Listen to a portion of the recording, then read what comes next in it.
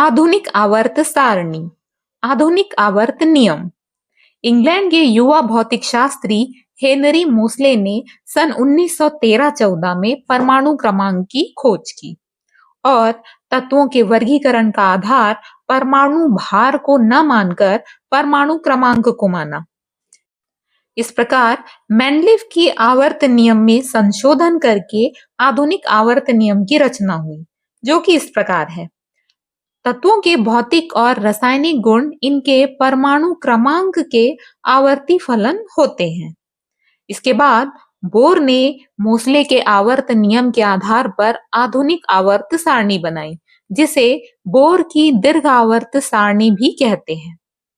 दीर्घ आवर्त सारणी या आधुनिक आवर्त सारणी में भी 18 ऊर्ध्वाधर पंक्तियां हैं, जिन्हें समूह या वर्ग या ग्रुप्स कहते हैं, और 7 क्षैतिज पंक्तियां हैं, जिन्हें आवर्त या पीरियड्स कहते हैं।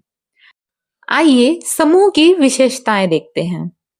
दीर्घ आवर्त सारणी में मेंडलीव के आवर्त सारणी के विपरीत प्रत्येक समूह एक स्वतंत्र वर्ग या समूह है, अर्थात मेंडलीव की आवर्त सारणी की तरह इसे ए और बी उपवर्गों में नहीं बांटा गया है। एक ही समूह में उपस्थित तत्वों के परमाणुओं का सामान्य इलेक्ट्रॉनिक विन्यास समान होता है।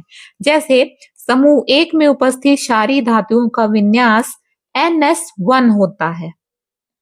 किसी समूह में तत्वों को परमाणु क्रमांकों 2, 8, 8, 18, 18, 32 के निश्चित अंतरालों द्वारा पृथक किया जा सकता है। समूह में नीचे जाने पर तत्वों का परमाणुिक आकार बढ़ता है, क्योंकि कोशों की संख्या बढ़ती है। तत्वों के भौतिक गुणधर्म जैसे गलनांक, क्वथनांक, घनत्व, विलेयता आदि एक व्यवस्थित क्रम का अनुसरण करते हैं। प्रत्येक समूह में तत्वों के रासायनिक गुण सामान्यतः समान होते हैं, क्योंकि ये परमाणु के संयोजी कोश इलेक्ट्रॉनिक विन्यास से संबंधित होते हैं। आधुनिक आवर्त सारणी को 4 भागों में बांटा गया है: S, P, D और F ब्लॉक तत्व। समूह 1 और 2 को मिलाकर S ब्लॉक तत्व कहा जाता है।